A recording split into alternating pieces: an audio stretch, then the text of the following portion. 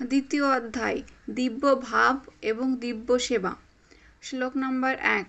ব্যাস উবাচ ইতি সম্প্রশ্ন সংদিষ্ট বিপ্রাণাম রোমহর্ষণি প্রতিপূজ্য বচনেস্তাসাম প্রবক্তুম উপচক্রমে। অনুবাদ।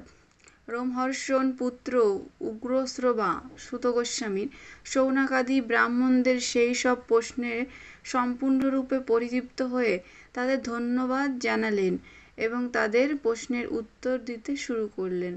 তাৎপর্য: নৈমিষারণ্যের ঋষিরা সুত গোস্বামীকে 6টি প্রশ্ন করেছিলেন এবং তাই তিনি একে একে সেই প্রশ্নগুলির উত্তর দিয়েছিলেন। শ্লোক নম্বর 2। সুত উবাচ যম প্রব্রজন্ত মনুপেত মপেতুপেতকৃত্যম দ্বৈপায়নো বিরহকাতর আজুহাব পুত্রেতি তন্ময়তয়া তরবোহ অভিনেদু তম সর্বভূত হৃদয়ম মুনিমানতোঃ অস্মিন। অনুবাদ। শ্রীল সুত গোস্বামী বললেন, আমি সেই মহর্ষিকে আমার প্রণতি নিবেদন করেছি যিনি সমস্ত জীবের হৃদয়ে প্রবেশ করতে পারেন। তিনি যখন সন্ন্যাস অবলম্বন করার জন্য উপনয়ন অনুষ্ঠান হওয়ার আগেই গৃহত্যাগ করে চলে যাচ্ছিলেন, তখন তার পিতৃদেব শ্রীল ব্যাসদেব তার বিরহ কাতর হয়ে তাকে হে পুত্র হে পুত্র বলে আহ্বান করেছিলেন। তখন তার ভাবনায় তন্ময় বৃক্ষরাজিও বিরহকাতর পিতার ব্যথায় ব্যথিত হয়ে প্রভুত্তর করেছিল। তাৎপর্য: বর্ণাশ্রম ধর্মের অনুগামীদের বহু বিধি বিধান পালন করতে হয়। তার একটি বিধি হচ্ছে বৈদিক শাস্ত্র অধ্যয়নের অভিলাষী শিক্ষার্থীকে অবশ্যই সদ্গুরুর শরণাগত হতে হবে এবং তার কাছে দীক্ষার জন্য প্রার্থনা করতে হবে। পবিত্র যজ্ঞ উপবীত হচ্ছে আচার্যদের কাছে বেদপাঠের উপযুক্ত যোগ্যতা লাভের স্বীকৃতি। শুকদেব গোস্বামীকে এই ধরনের পবিত্রীকরণ অনুষ্ঠান করতে হয়নি, কেননা তিনি তার জন্মের সময় থেকেই মুক্ত পুরুষ ছিলেন। সাধারণত মানুষের জন্ম হয় অজ্ঞানের অন্ধকারে এবং পবিত্রকরণ অনুষ্ঠানের মাধ্যমে তার দ্বিতীয়বার জন্ম হয় বা দ্বিজত্ব প্রাপ্তি হয়। কেউ যখন নতুন আলোক দর্শন করেন এবং পারমার্থিক উন্নতি লাভের পন্থা অনুসন্ধান করেন, তখন তিনি বৈদিক জ্ঞান আহরণ করার জন্য সদ্গুরুর শরণাগত হন। সদ্গুরু কেবল ঐকান্তিক তথ্যানুসন্ধানকারী সন্ধানীকেই তার শিষ্যরূপে গ্রহণ করেন এবং তাকে উপনয়নের মাধ্যমে যজ্ঞোপবীত দান করেন। এইভাবে মানুষের দ্বিতীয় জন্ম বা দ্বিজত্ব লাভ হয়। দ্বিজত্ব লাভের পর বেদপাঠের যোগ্যতা অর্জন করা যায় এবং যথাযথভাবে বৈদিক জ্ঞান লাভ হলে বিপ্র হওয়া যায়। বিপ্র অথবা উপযুক্ত ব্রাহ্মণ এইভাবে পরম তত্ত্বজ্ঞান লাভ করে পারমার্থিক জীবন উন্নতি সাধন করে এবং তারপর তিনি বৈষ্ণব স্তরে অধিষ্ঠিত হন। বৈষ্ণব স্তর হচ্ছে ব্রাহ্মণত্বের স্নাতকোত্তর প্রগতিশীল। ব্রাহ্মণকে অবশ্যই বৈষ্ণব হতে হয়, কেননা বৈষ্ণবই হচ্ছে যথার্থ আত্মজ্ঞানী তত্ত্বদ্রষ্টা ব্রাহ্মণ। শ্রীল শুকদেব গোস্বামী প্রথম থেকেই বৈষ্ণব ছিলেন, তাই তার বর্ণাশ্রম প্রথা অবলম্বন করা কোনো প্রয়োজন ছিল না। বর্ণাশ্রম ধর্মের চরম লক্ষ্য হচ্ছে কলুষিত মানুষকে ভগবানের শুদ্ধ ভক্ত বা বৈষ্ণবে পরিণত করা।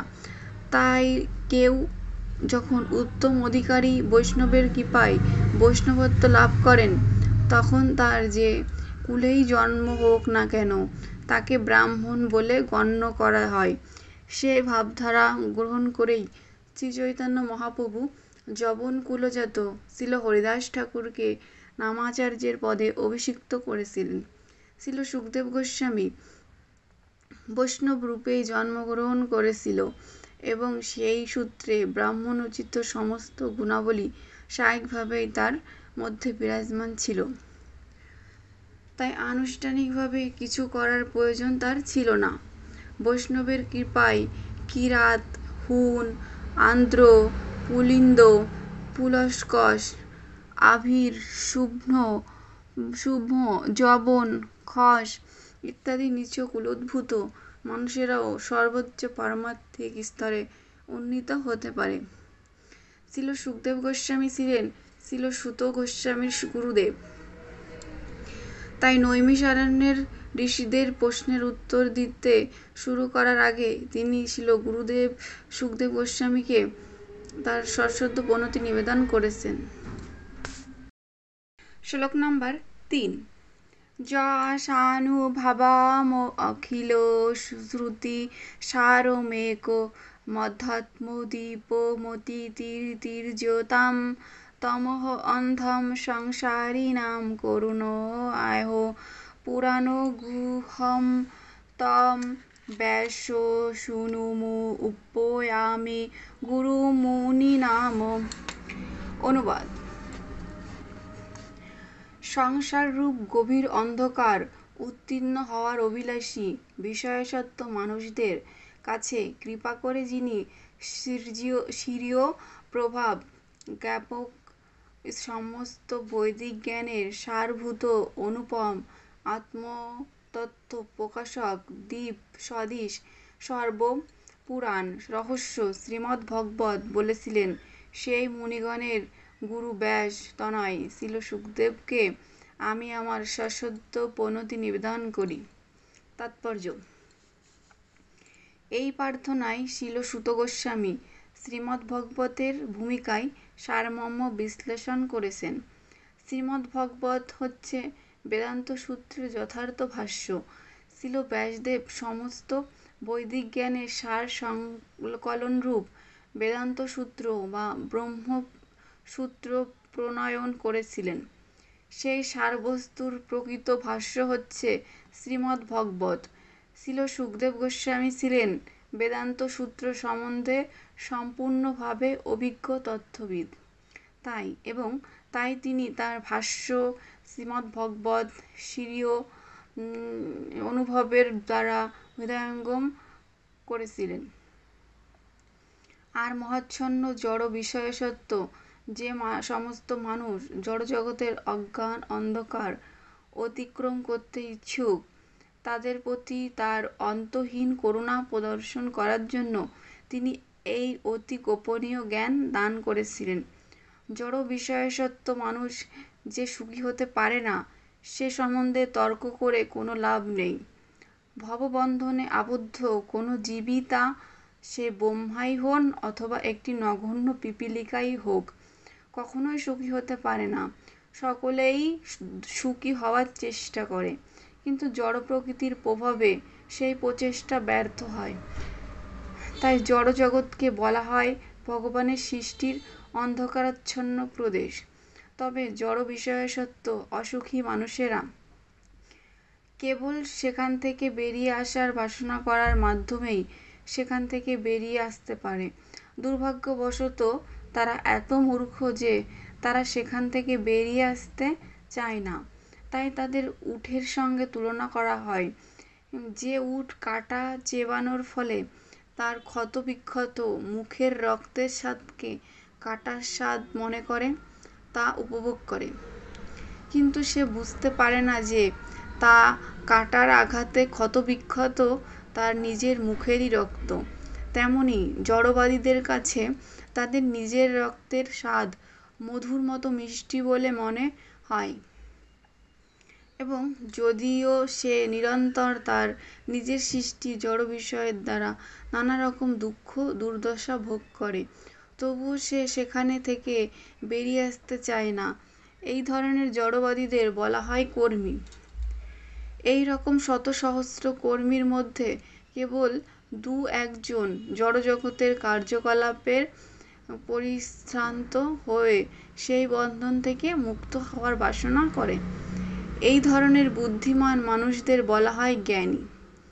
বেদান্ত সূত্র এই ধরনের জ্ঞানীদের জন্যই প্রণয়ন করা হয়েছে।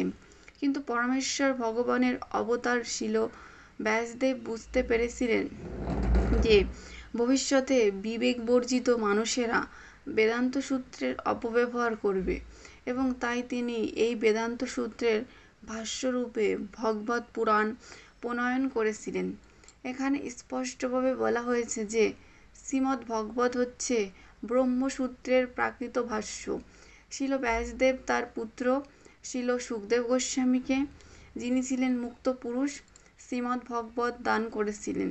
শিল সুখদেব গোস্বামী ব্যক্তিগতভাবে তা উপলব্ধি করেছিলেন এবং তারপর তা বিশ্লেষণ করেছিলেন। শিল সুখদেব গোস্বামীর করুণার প্রভাবে জড়জগতের বন্ধন থেকে মুক্ত হওয়ার অভিলাষী জীবদের কাছে ভগবত বেদান্ত সূত্র সহজলভ্য হয়েছে। শ্রীমদ্ ভগবত হচ্ছে বেদান্ত সূত্রের অপ্রতিদ্বন্দ্বী ভাষ্য। শ্রীবাদ শঙ্করাচার্য ইচ্ছাকৃতভাবেই তা স্পর্শ করেননি, কেননা তিনি জানতেন যে বেদান্ত সূত্রের এই স্বাভাবিক ভাষ্যটিকে বিকৃত করা সম্ভব হবে না। তিনি তার শারীরক ভাষ্য রচনা করেছিলেন এবং তার তথাকথিত অনুগামীরা শ্রীমদ্ ভগবত আধুনিক রচনা বলে তার প্রতি তাদের ঔদাসীন্য প্রদর্শন করেন। শ্রীমদ্ ভগবতের বিরুদ্ধে মায়াবাদীদের এই অপপ্রচারের দ্বারা কখনোই প্রভাবিত হওয়া উচিত নয়। শ্রীমদ্ ভগবতে এর প্রথম শ্লোক থেকে বোঝা যায় যে মাৎসর্য নামক জড়রোগ থেকে সম্পূর্ণভাবে মুক্ত পরমহংসদেরই জন্য এই অপ্রাকৃত শাস্ত্র প্রকাশিত হয়েছে। পরমেশ্বর ভগবান নারায়ণ যে এক জড় সৃষ্টির অতীত, শ্রীপাদ শঙ্করাচার্যের এই নির্দেশ সত্ত্বেও মায়াবাদীরা পরমেশ্বর ভগবানের প্রতি ঈর্ষাপরায়ণ মায়াবাদীরা কখনোই শ্রীমদ্ ভগবত স্পর্শ করতে পারে না। কিন্তু যারা এই জড়জগতের বন্ধন থেকে মুক্ত হওয়ার জন্য ঐকান্তিকভাবে আগ্রহী, তারা শ্রীমদ্ ভগবতের শরণ গ্রহণ করতে পারেন, কেননা তা বর্ণনা করেছেন মুক্ত পুরুষ শিল সুখদেব গোস্বামী। তা হচ্ছে অপ্রাকৃত দিব্যবর্তিকা, যার দ্বারা ব্রহ্ম, পরমাত্মা এবং ভগবান রূপে পরম তত্ত্বকে দর্শন করা যায়।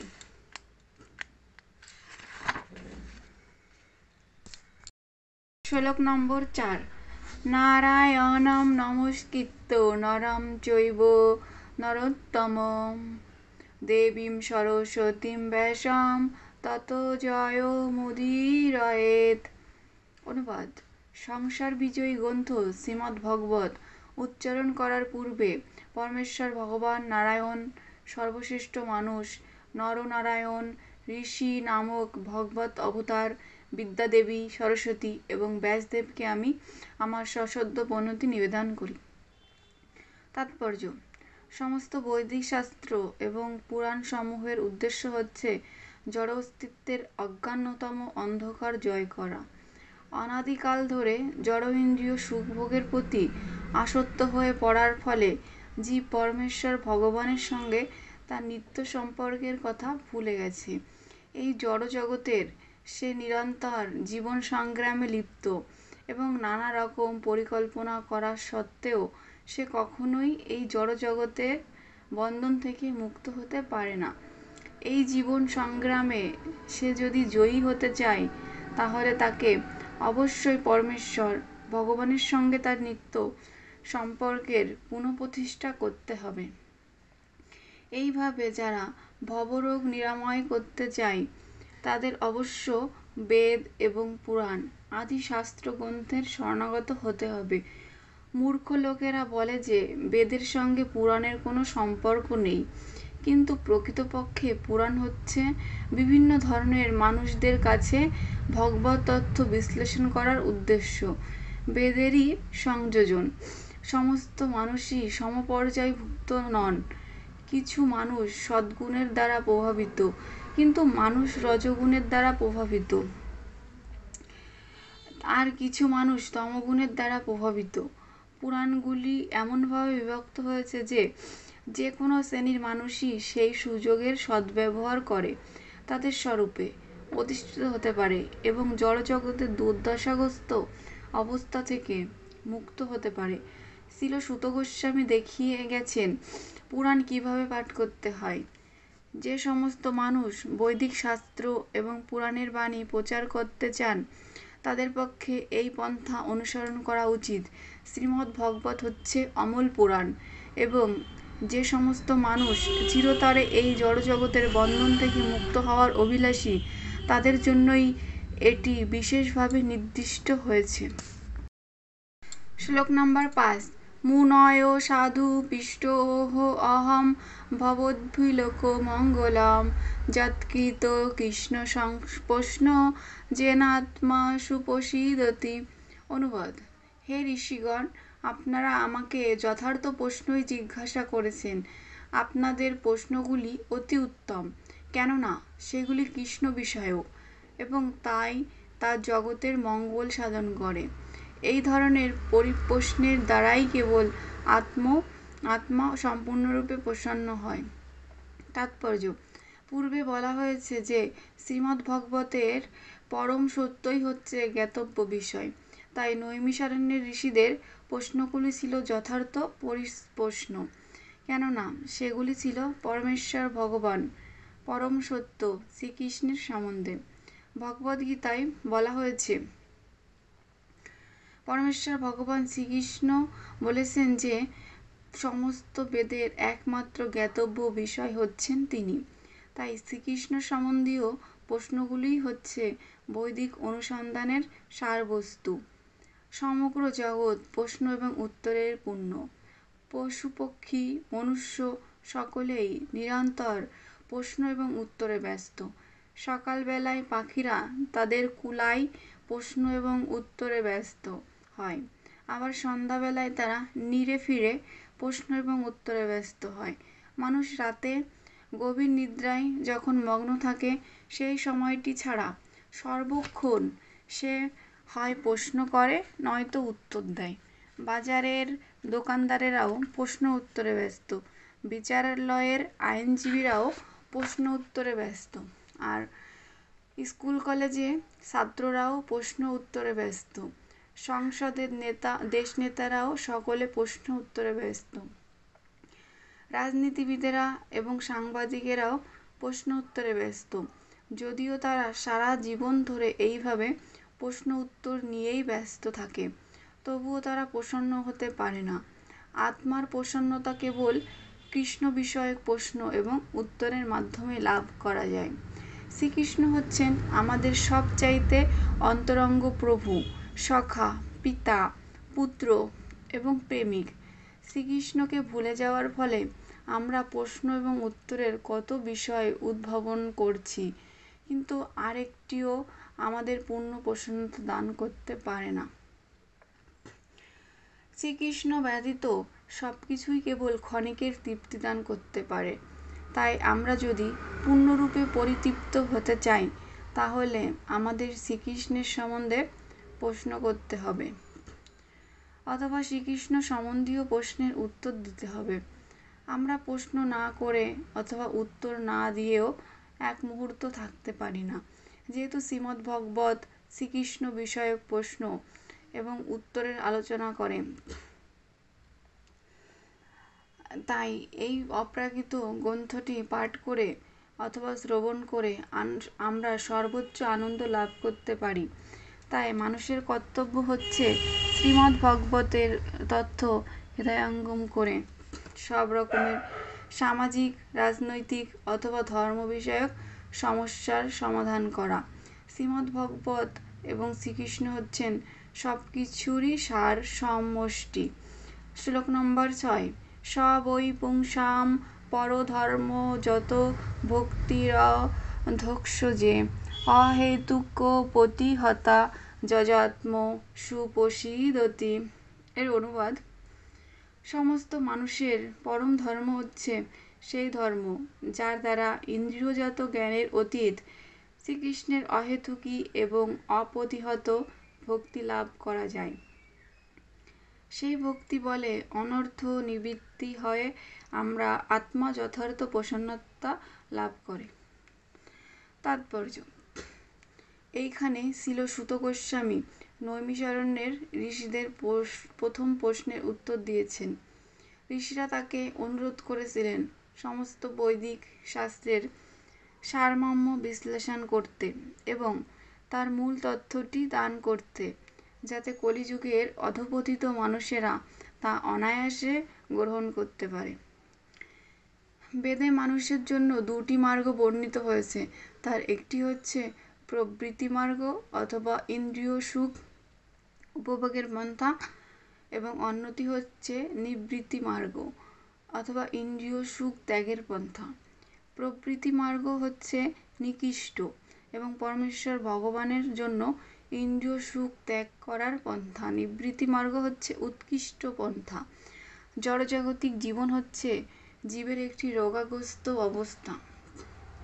প্রকৃত জীবন হচ্ছে পারমার্থিক জীবন বা ব্রহ্মভূত অবস্থা, যেখানে জীবন নিত্য, পূর্ণ, জ্ঞানময় এবং আনন্দময়।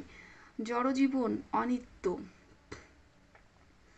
মহাচ্ছন্ন এবং দুঃখময়। এই জীবনে কোনো রকম আনন্দ নেই। এখানে যা রয়েছে তা হচ্ছে দুর্দশাগ্রস্ত অবস্থা থেকে উদ্ধার পাওয়ার অর্থহীন প্রচেষ্টা, এবং সেই সাময়িক সুখে দুঃখ নিবৃত্তিকেই বলা হয় সুখ। তাই অনিত্য, অজ্ঞান এবং নিরানন্দময় জড়জগৎ সুখভোগের উন্নতি সাধন করার যে প্রচেষ্টা, তাই নিকৃষ্ট। কিন্তু পরমেশ্বর ভগবানের প্রতি ভক্তি, যা মানুষকে নিত্য, জ্ঞানময় এবং আনন্দময় জীবনের দিকে পরিচালিত করে, তা অবশ্যই অনেক উন্নত মার্গ। এই ভক্তি কখনো কখনো নিকৃষ্ট স্তরের বাসনার দ্বারা প্রভাবিত হয়ে কলুষিত হয়ে পড়ে। যেমন জড়জাগতিক লাভের আশায় ভগবদ্ভক্তির পন্থা অবলম্বন করার যে প্রয়াস, তা নিবৃত্তি মার্গে অগ্রসর হওয়ার পথে একটি মস্ত বড় প্রতিবন্ধক। পরম মঙ্গল সাধনের জন্য বিষয় বাসনা ত্যাগ করা অবশ্যই অনেক উন্নত স্তরের বৃত্তি। বিষয় সুখ কেবল ভবরোগের যন্ত্রণা বৃদ্ধি করে। তাই ভগবদ্ভক্তি সব সময় বিশুদ্ধ হওয়া উচিত, অর্থাৎ তাতে যেন জড়সুখ ভোগের কোনো রকম বাসনা মিশ্রিত না থাকে। তাই মানুষের কর্তব্য হচ্ছে সব রকমের জড় সুখভোগের কামনা বাসনা রহিত হয়ে, সকাম কর্মের বাসনার দ্বারা প্রভাবিত না হয়ে এবং মনোধর্ম প্রসূত জ্ঞানের প্রয়াস রহিত হয়ে শুদ্ধ ভগবদ্ভক্তির উন্নত পন্থা অবলম্বন করা। এইভাবে তার সেবায় যুক্ত হওয়ার মাধ্যমেই কেবল নিত্য আনন্দ লাভ করা যায়। আমরা ইচ্ছাকৃতভাবেই ধর্মকে বৃত্তি বলে অভিহিত করছি, কেননা ধর্ম কথাটির মৌলিক অর্থ হচ্ছে অস্তিত্ব বজায় রাখার পন্থা। জীবের অস্তিত্বের সার্থকতা হচ্ছে পরমেশ্বর ভগবান শ্রীকৃষ্ণের সঙ্গে নিত্য সম্পর্ক যুক্ত হয়ে কর্ম করা। শ্রীকৃষ্ণ হচ্ছেন সমস্ত জীবের মূল আশ্রয় এবং তিনি হচ্ছেন সমস্ত নিত্য বস্তুর পরম নিত্য পুরুষ এবং সমস্ত চেতন বস্তুর মধ্যে পরম চেতন পুরুষ। প্রতিটি জীবই তাই স্বরূপে নিত্য এবং শ্রীকৃষ্ণ হচ্ছেন তাদের সকলের নিত্য আকর্ষণ। শ্রীকৃষ্ণ হচ্ছেন পূর্ণ পুরুষোত্তম এবং অন্য সব কিছুই হচ্ছে তার বিভিন্ন অংশ। শ্রীকৃষ্ণের সঙ্গে সমস্ত জীবের সম্পর্ক হচ্ছে প্রভু ভিত্তের সম্পর্ক। সেই অস্তিত্ব হচ্ছে চিন্ময় এবং তা আমাদের জড়জগতের অভিজ্ঞতা থেকে সম্পূর্ণ ভিন্ন। এই প্রভুভিত্তের সম্পর্ক হচ্ছে শর্তফূত ভালোবাসার সম্পর্ক। ভগবদ্ভক্তির মার্গে কিছুটা অগ্রসর হওয়ার পর এই তত্ত্ব হৃদয়ঙ্গম করা যায়। সকলেরই কর্তব্য হচ্ছে পরমেশ্বর ভগবানের প্রেমময়ী সেবায় যুক্ত হওয়া উচিত। তার ফলে মানুষ ধীরে ধীরে তার যথার্থ জীবন সম্বন্ধে অবগত হয়ে সম্পূর্ণরূপে প্রসন্ন হতে পারবে। শ্লোক নম্বর 7।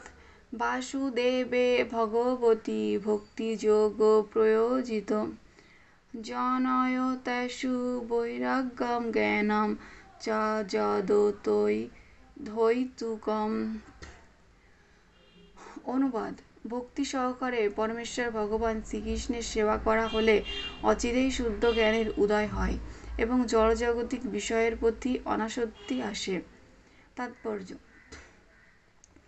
যারা মনে করে যে পরমেশ্বর ভগবান শ্রীকৃষ্ণের প্রতি ভক্তি ভাবুকের ভাব প্রবণতা ছাড়া আর কিছু নয়, তারা তর্ক উত্থাপন করে বলতে পারে যে শাস্ত্রের যজ্ঞ, দান, তপশ্চর্যা, জ্ঞান, যোগ ইত্যাদি পারমার্থিক উপলব্ধির বহু পন্থা নির্দেশিত হয়েছে।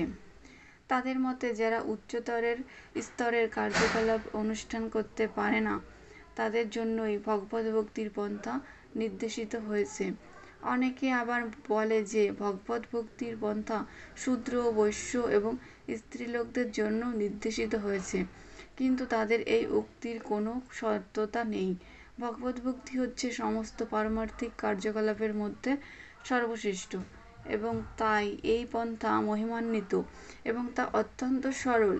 যে সমস্ত শুদ্ধ ভক্ত ঐকান্তিকভাবে ভগবানের সঙ্গে সম্পর্কযুক্ত হওয়ার প্রয়াসী, তাদের কাছে এই পন্থা হচ্ছে সর্বশ্রেষ্ঠ এবং ভক্তিযোগের দোরগোড়ায় দাঁড়িয়ে আছেন যে সমস্ত নবীন ভক্ত, তাদের কাছে এই পন্থাটি অত্যন্ত সরল। পরমেশ্বর ভগবান শ্রীকৃষ্ণের সঙ্গে সম্পর্কযুক্ত হওয়ার এই পন্থাটি একটি মহৎ বিজ্ঞান এবং তা প্রতিটি জীবের জন্যই উন্মুক্ত। এমনকি স্ত্রী, বৈশ্য, শূদ্রের থেকেও নিম্ন স্তরে রয়েছে যে সমস্ত অত্যন্তজ, তাদের সকলেরই জন্য ভগবদ্ভক্তির দ্বার উন্মুক্ত। সুতরাং উচ্চ স্তরের ব্রাহ্মণ এবং আত্মজ্ঞানী রাজাদের আর কি কথা। অন্য যে সমস্ত পন্থা বেদে নির্দেশিত হয়েছে, যথা যজ্ঞ, দান, তপস্যা ইত্যাদি, তা সবই ভগবদ্ভক্তির আনুষঙ্গিক ক্রিয়া। জ্ঞান এবং বৈরাগ্য হচ্ছে পারমার্থিক উন্নতির পথে দুটি অত্যন্ত গুরুত্বপূর্ণ অঙ্গ। পারমার্থিক পথ জড় এবং চিন্ময় উভয় বিষয়ে পূর্ণ জ্ঞান দান করে এবং এইভাবে পূর্ণ জ্ঞান লাভ করে মানুষ জড়বন্ধন থেকে মুক্ত হয়ে পারমার্থিক কার্যকলাপে আগ্রহান্বিত হয়। জড় বিষয়ের প্রতি অনাসক্ত নিষ্ক্রিয়তা নয়, যা অল্প বুদ্ধিসম্পন্ন মানুষেরা মনে করে থাকে। নৈষ্কর্ম্য কথাটির অর্থ হচ্ছে অপ্রয়োজনীয় বিষয়গুলি ত্যাগ করে। ত্যাগ বলতে প্রয়োজনীয় বিষয় ত্যাগের কথা বলা হচ্ছে না। তেমনি জড় বিষয় ত্যাগ বলতে জীবের যথার্থ কর্মত্যাগের কথা বলা হচ্ছে না। ভক্তিমার্গের উদ্দেশ্য হচ্ছে বাস্তব বস্তু সম্পর্কে অবগত হওয়া। যখন বাস্তব বস্তুকে জানা যায়, তখন অবাস্তব বিষয়গুলি আপনা থেকেই দূর হয়ে যায়। তাই বাস্তব বস্তুর প্রতি বাস্তবভাবে সেবাযুক্ত হওয়ার ফলে ভগবদ্ভক্তির বিকাশ হয় এবং তখন জীব আপনা থেকেই নিকৃষ্ট বিষয়ের প্রতি নিরাসক্ত হয়। তখন স্বাভাবিকভাবেই সে উৎকৃষ্ট বস্তুর প্রতি আসক্ত হয়। তেমনি ভগবদ্ভক্তি জীবের পরম বৃত্তি হওয়ার ফলে তা মানুষকে জড়জগতের ইন্দ্রিয় সুখভোগের প্রচেষ্টা থেকে মুক্ত করে। সেটি হচ্ছে শুদ্ধ ভক্তের লক্ষণ। তিনি মূর্খ নন, অথবা তিনি নিকৃষ্ট স্তরের কার্যকলাপে যুক্ত নন, অথবা তার কোনো জাগতিক আসক্তিও নেই। সূক্ষ্ম যুক্তি তর্ক দিয়ে এই স্তরে উন্নীত হওয়া যায় না। তা সম্ভব হয় কেবল পরমেশ্বর ভগবানের কৃপার প্রভাবেই। অর্থাৎ ভগবানের শুদ্ধ ভক্তের মধ্যে জ্ঞান, বৈরাগ্য আদি সবকটি দিব্য গুণই বর্তমান থাকে, কিন্তু জ্ঞান থাকলেই অথবা অনাসক্ত হলেই ভগবত ভক্তির তথ্য জানা যায় না। ভক্তি হচ্ছে মানুষের সর্বশ্রেষ্ঠ বৃত্তি। শ্লোক নম্বর 8। ধর্ম সনুষ্ঠিত পুংসা বিবকশেন কথা সুজানুৎপাদয়েদয়োদিদ্রতিম শ্রম এব হি কেবলম। এর অনুবাদ: শীর্ষবৃত্তি অনুসারে বর্ণাশ্রম পালনরূপ স্বধর্ম অনুষ্ঠান করার ফলেও যদি পরমেশ্বর ভগবানের মহিমা শ্রবণ কীর্তনে আসক্তি উদয় না হয়, তাহলে তা বৃথা শ্রম মাত্র। তাৎপর্য: মানুষের বিভিন্ন রকমের প্রবৃত্তি অনুসারে বিভিন্ন রকমের ধর্ম রয়েছে। জড় বিষয়সত্ত্ব যে মানুষ তার স্থূল জড় শরীরটির ঊর্ধ্বে আর কিছুই দর্শন করতে পারে না। তার কাছে তার ইন্দ্রিয়ের অতীত আর কিছুই নেই, তাই তার বৃত্তিগত কার্যকলাপ কেন্দ্রীভূত ও প্রসারিত স্বার্থপরতার মধ্যে আবদ্ধ থাকে। কেন্দ্রীভূত স্বার্থপরতা দেহকে কেন্দ্র করে গড়ে ওঠে, যা সাধারণতম নিম্নস্তরের পশুদের মধ্যে দেখা যায়, আর প্রসারিত স্বার্থপরতা মানব সমাজে দেখা যায় এবং তা পরিবার, সমাজ, জাতি, দেশ এবং পৃথিবীকে কেন্দ্র করে স্থূল দেহের বিষয়গত স্বাচ্ছন্দ্যের সঙ্গে যুক্ত সমস্ত বিষয়ের প্রসারিত হয়। এই সমস্ত স্থূল জড়বাদীদের ঊর্ধ্বে রয়েছেন মনোধর্মীরা, যারা তাদের মনোরাজ্যে বিচরণ করে এবং তাদের বৃত্তিগত কার্যকলাপ হচ্ছে কবিতা রচনা করা বা দার্শনিক মতবাদ সৃষ্টি করা, যেগুলি হচ্ছে দেহ এবং মনের মধ্যে সীমাবদ্ধ স্বার্থপরতা। কিন্তু এই দেহ এবং মনের ঊর্ধ্বে অবস্থান করছেন সুপ্ত আত্মা, দেহ যার অনুপস্থিতির ফলে দেহগত এবং মনোগত স্বার্থপরতার অর্থহীন হয়ে যায়। কিন্তু অল্পবুদ্ধিসম্পন্ন মানুষদের আত্মার প্রয়োজন সম্বন্ধে কোনো ধারণা নেই। যেহেতু মূর্খ মানুষদের আত্মা সম্বন্ধে কোনো ধারণা নেই এবং যেহেতু তারা জানে না যে আত্মা দেহ এবং মনের অতীত, তাই তারা তাদের বৃত্তি অনুসারে কর্ম করেও তৃপ্ত হতে পারে না। আত্মার তৃপ্তি বা প্রসন্নতা সম্বন্ধে প্রশ্নের উত্থাপন এখানে করা হয়েছে। আত্মা স্থূল দেহ এবং সূক্ষ্ম মনের অতীত। দেহ এবং মনকে সক্রিয় করে আত্মা। সুপ্ত আত্মার প্রয়োজনগুলি সম্বন্ধে অবগত না হয়ে শুধুমাত্র দেহ এবং মনের চাহিদাগুলি মিটিয়ে কখনোই সুখী হওয়া যায় না। দেহ এবং মন হচ্ছে বাহ্যিক আবরণ। আত্মার সন্তুষ্টি বিধানের জন্য আত্মার প্রয়োজনগুলি মেটাতে হবে। একটি পাখির খাঁচা পরিষ্কার করে যেমন পাখিটিকে আনন্দদান করা যায় না, তেমনি দেহ এবং মনের প্রয়োজনগুলি মিটিয়ে আত্মাকে আনন্দ দান করা যায় না। পাখিটিকে আনন্দ দান করতে হলে যেমন তার প্রয়োজনগুলি সম্বন্ধে জানতে হবে, ঠিক তেমনি আত্মাকে আনন্দ দান করতে হলে আত্মার প্রয়োজনগুলি সম্বন্ধে অবগত হতে হবে। আত্মার প্রয়োজন হচ্ছে এই জড়জগতের সীমিত গণ্ডি অতিক্রম করে পূর্ণ স্বাধীনতা লাভ করা। সে চায় এই ব্রহ্মাণ্ডের আবরণগুলি ভেদ করে বেরিয়ে যেতে। সে চায় মুক্তির আলোক এবং মুক্তির আনন্দ উপভোগ করতে। সে মুক্তি সে তখনই লাভ করতে পারে যখন সে পূর্ণ আনন্দময় পরমেশ্বর ভগবানের সঙ্গে যুক্ত হয়। সকলেরই হৃদয়ে ভগবানের প্রতি সুপ্ত প্রেম রয়েছে। স্থূল এবং সূক্ষ্ম জড়বস্তুর প্রতি জীবের যে আসক্তি, তা জড়দেহ এবং মনের মাধ্যমে চিন্ময় ভগবৎ প্রেমেরই বিকৃত প্রকাশ। তাই আমাদের স্বধর্মপরায়ণ হতে হবে, যাতে আমরা আমাদের হৃদয়ে দিব্য চেতনার বিকাশ করতে পারি। তা সম্ভব হয় কেবল পরমেশ্বর ভগবানের অপ্রাকৃত কার্যকলাপের মহিমা শ্রবণ এবং কীর্তন করার মাধ্যমে। এবং যে ধর্ম বা ব্যক্তিগত কার্যকলাপ অনুষ্ঠানের ফলে পরমেশ্বর ভগবানের অপ্রাকৃত মহিমা শ্রবণ এবং কীর্তনের প্রতি আসক্তির উদয় হয় না, তাকে এখানে শ্রম এবহি কেবলাম বলে বর্ণনা করা হয়েছে। তার কারণ হচ্ছে অন্য সমস্ত ধর্ম, তা সে যে মতবাদের অন্তর্গত হোক না কেন, আত্মাকে মুক্তিদান করতে পারে না। এমনকি মুক্তিকামীদের কার্যকলাপও অর্থহীন বলে বিবেচনা করা হয়েছে, কেননা তারা সমস্ত মুক্তির উৎস যে মুকুন্দ, তার সঙ্গে সম্পর্কযুক্ত হতে পারছে না। স্থূল জড়বাদীরা দেখতে পায় যে তাদের সমস্ত জড় জাগতিক বিষয়গুলি সময় এবং স্থানের মধ্যে সীমাবদ্ধ, তা সে এই জগতেরই হোক অথবা অন্য জগতেরই হোক। এমনকি সে যদি স্বর্গলোকে উন্নীত হয়, সেখানেও সে তার অতৃপ্ত আত্মার বা আবাস স্বরূপ কোনো নিত্য স্থিতি লাভ করতে পারে না। অতৃপ্ত আত্মার তৃপ্তি সাধনের একমাত্র উপায় হচ্ছে শুদ্ধ ভগবত ভক্তির পূর্ণ বৈজ্ঞানিক পন্থা অবলম্বন করা। শ্লোক নম্বর 9। ধর্মস্য হ্যাপবর্গস্য না অর্থঃ অর্থায়োপকল্পতে নাথর্ষ ধর্ময় কান্তস্য কামো লাভায় হি স্মৃত। এর অনুবাদ: সমস্ত ধর্মের উদ্দেশ্যই হচ্ছে চরম মুক্তি লাভ করা, তা কখনো জড় বিষয় লাভের আশায় অনুষ্ঠান করা উচিত নয়। অধিকন্ত তত্ত্বদ্রষ্টা মহর্ষিরা নির্দেশ দিয়ে গেছেন যে যারা পরম ধর্ম অনুষ্ঠানে যুক্ত হয়েছেন তারা যেন কখনোই ইন্দ্রিয় সুখভোগের উদ্দেশ্যে জড়জাগতিক লাভের প্রত্যাশী না হন। তাৎপর্য: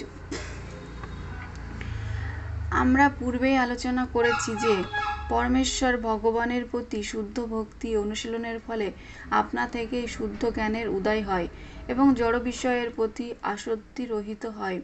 কিন্তু বহু লোক আছে যারা মনে করে যে সমস্ত কার্যকলাপেরই একমাত্র উদ্দেশ্য হচ্ছে জড়জাগতিক বিষয় লাভ, এমনকি ধর্ম অনুশীলনের উদ্দেশ্য তাই।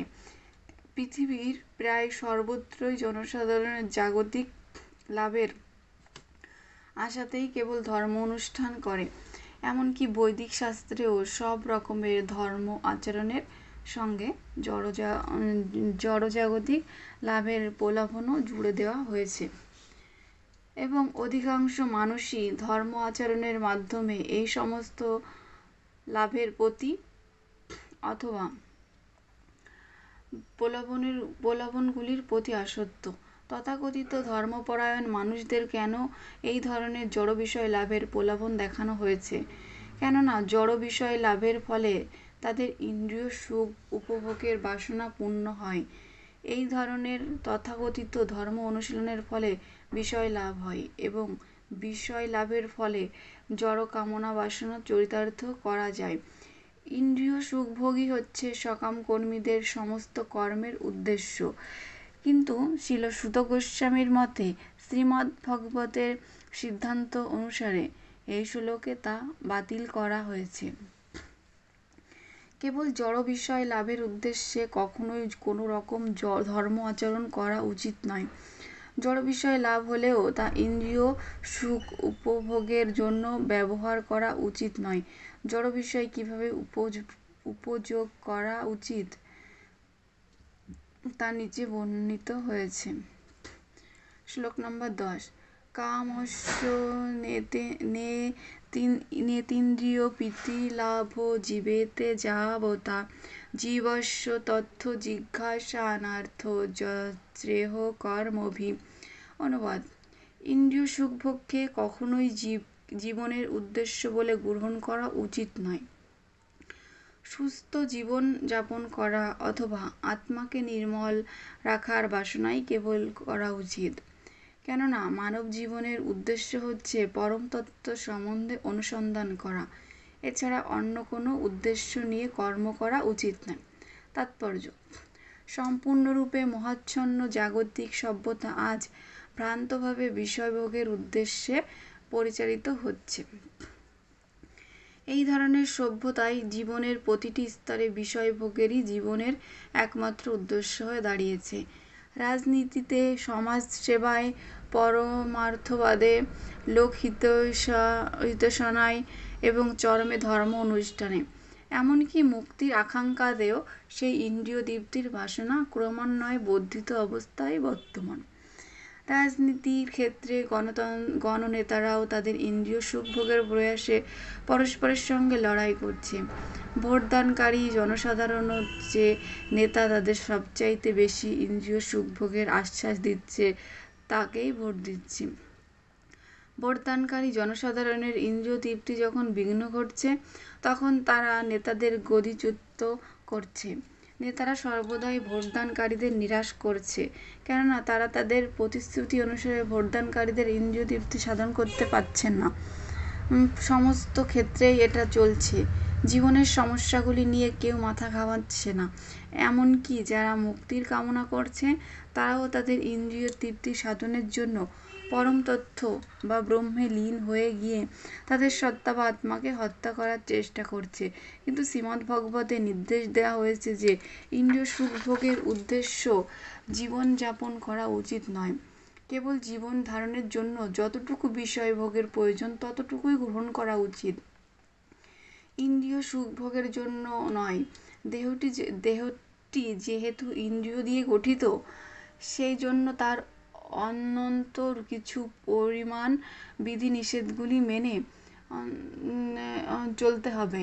উচ্ছৃঙ্খলভাবে ইন্দ্রিয় সুখভোগ করা উচিত নয়। যেমন সন্তান সন্ততি উৎপাদনের জন্য বিবাহের মাধ্যমে স্ত্রী এবং পুরুষের মিলনের পন্থা রয়েছে, কিন্তু ইন্দ্রিয় সুখভোগের জন্য তা নির্দিষ্ট হয়নি। আজকের সমাজে সংযমের অভাব বলেই জন্ম নিয়ন্ত্রণের এত পরিকল্পনা করতে হচ্ছে। কিন্তু মূর্খ লোকেরা জানে না যে পরম সত্যর অনুসন্ধান যখন শুরু হয় তখন জন্ম নিয়ন্ত্রণ আপনা থেকেই সাধিত হয়। যারা পরম সত্যের অনুসন্ধানী তারা কখনোই ইন্দ্রিয় সুখভোগের অর্থহীন কার্যকলাপের আকৃষ্ট হয় না, কেননা তারা পরম সত্যের অনুসন্ধানে সর্বদাই মগ্ন। তাই জীবনের প্রতিটি স্তরেই মানুষের পরম সত্যের অনুসন্ধান করা উচিত এবং তার ফলেই কেবল মানুষ সুখী হতে পারে, কেননা সে তখন ইন্দ্রিয় সুখভোগের বিভিন্ন প্রচেষ্টা থেকে বিরত হয়। পরম সত্য যে কি তা পরবর্তী শ্লোকে বর্ণিত হয়েছে। হরে কৃষ্ণ কৃষ্ণ কৃষ্ণ কৃষ্ণ হরে হরে, হরে রাম রাম রাম হরে হরে।